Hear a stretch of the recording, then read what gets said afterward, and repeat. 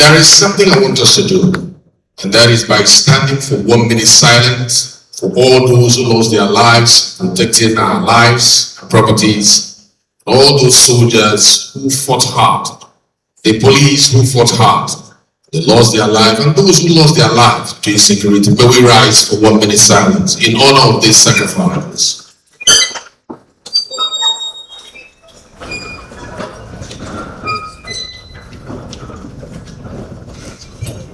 May this gentle soul of the departed rise in perfect peace.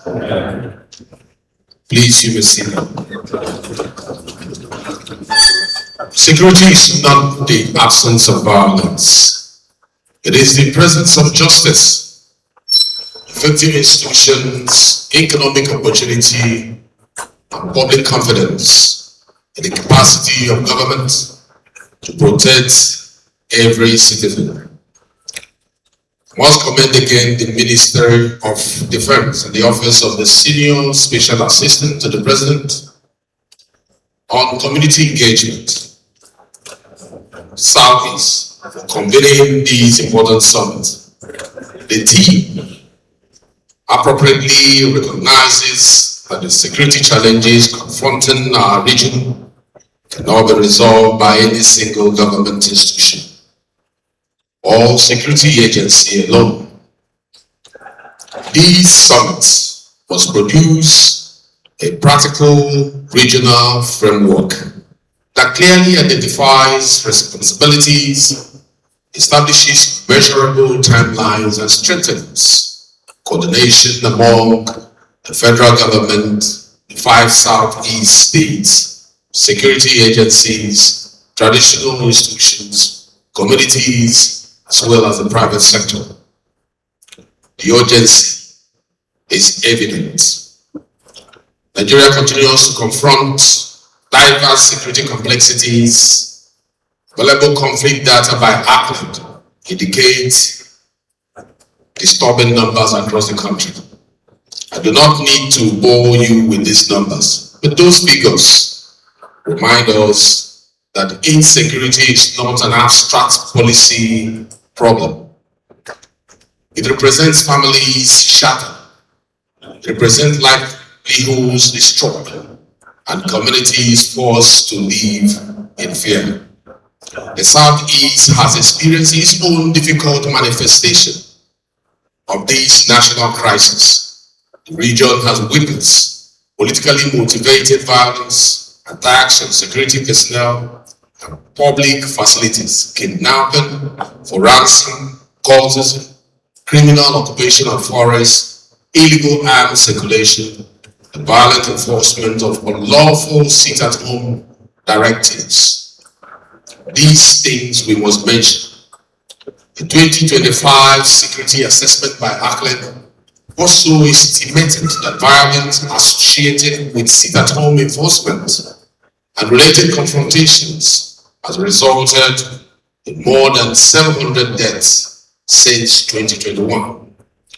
It also estimated cumulative economic losses exceeding 7.6 trillion naira.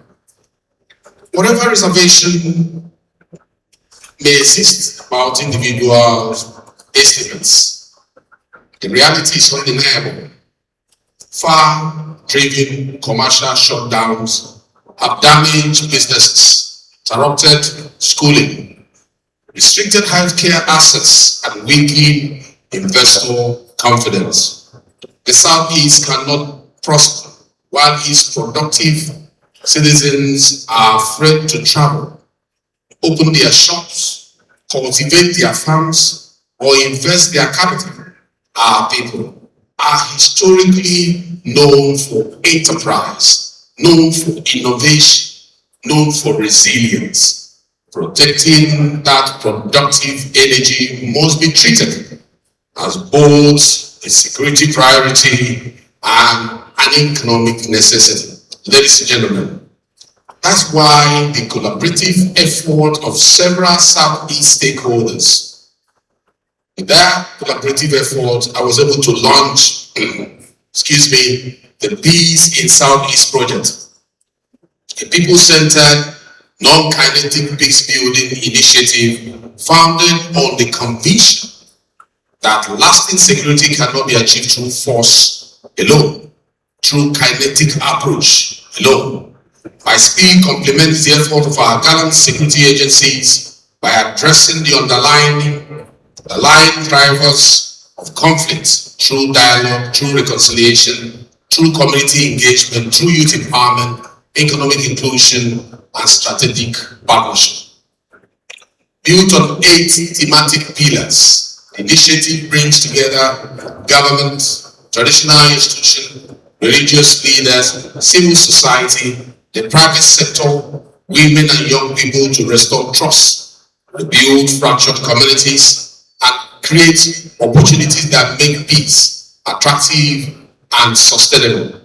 Our goal is simple but profound: to replace fear with hope, division with unity, and violence with shared prosperity.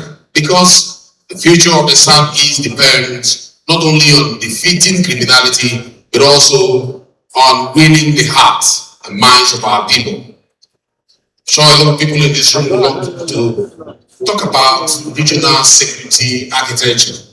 What do I have in mind with regards to that? First, the 5 Southeast states should establish a permanent Southeast security coordination and intelligence framework. Criminal networks do not recognize state boundaries, like I've been saying here over and over. A kidnapper may commit a crime in one state, like that happened in Enugu State, hold victims in the forest of another state, and move proceeds through a third state. Our response must therefore be regional. And I thank the Deputy Governor of Enugu State for highlighting that during his speech. The framework should include a joint intelligence fusion mechanism, a credible communication system, coordinated patrol along interstate routes, a shared database of wanted person and criminal network, and harmonized procedures for rapid response. Every distress call must reach the nearest capable security formation, irrespective of jurisdiction. Security agencies should also deepen intelligence-led operations. Checkpoints alone cannot defeat mobile and technologically enabled criminal groups.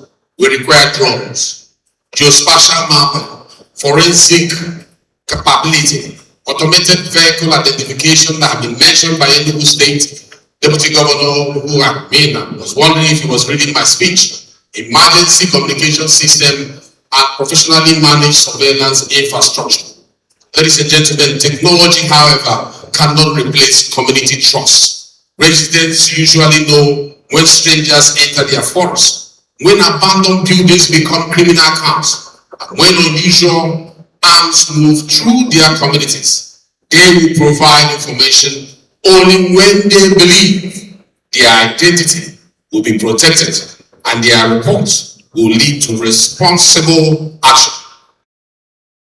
We establish secure community reporting channels, protect informants, and strengthen collaboration with traditional rulers, youth organizations, women groups, transport union, and neighborhood associations. So I will not leave this stage without most of you wondering what we have done with constitutional policing reforms. As the chairman of the Constitution Review Committee, the chairman of this committee on review of the Constitution, I recognize that Nigeria's centralized policing structure is increasingly unable to provide the local knowledge, the personnel strength, and the response time that is required by a federation of our size and complexity. We're talking about a nation with about 923,977 square kilometers. It is no longer enough. This is why the National Assembly has continued to advance constitutional reforms for the establishment of a state police, accompanied by strong safeguards against political abuse. When I was pushing for this agenda, a friend of mine, some of the well-wishers said, "You are pushing for your state governor to have the control of state police. He's going to arrest you." I said, I know Governor Ahmed Soti is not going to arrest me when I give him state police. So that fear has kept us from making sure that this state police becomes what it's supposed to be. Moreover, we don't make law for ourselves. We make law that will outlive us in our office. We make laws for the society that we govern. The new executive bill, HB 2797, Establishment of States, Police Services and other related services, speaks directly to one of the Nigeria's greatest security challenges, response time. It brings policing closer to the people by recognizing that security is most effective when it is rooted in local knowledge, when it's rooted in community trust, and when there is a timely intervention. An officer who knows the forest will police the forest better than one hired from outside. An officer who understands the language, the culture, terrain, and social dynamics of a community is better positioned to gather intelligence, to prevent crime, and to respond speedily to threats. Therefore, I must commend my father and leader, President Bola Ahmed Tinubu, GCFR, for this bold and very visionary initiative.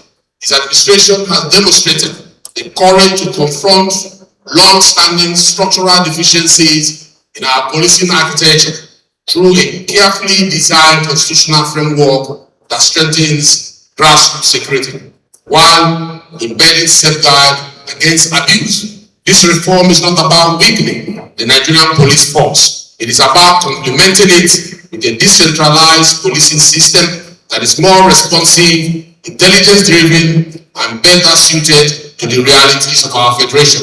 State police must not become private armies for governors or instruments for suppressing political opponents.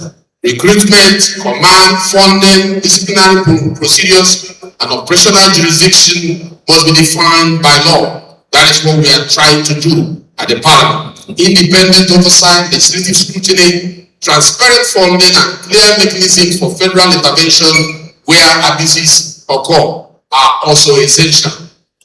Our objective is not merely to multiply security agencies. It is to bring accountable policing closer to communities while preserving national standards, preserving fundamental rights, and also encouraging effective coordination.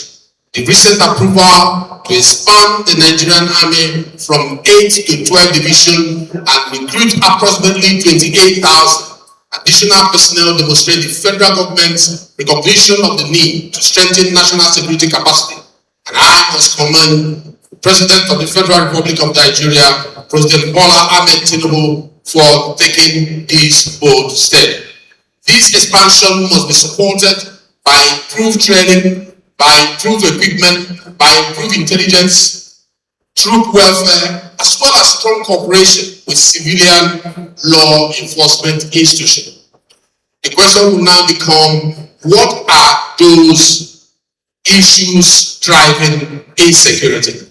Distinguished ladies and gentlemen, we cannot arrest our way out of every security problem.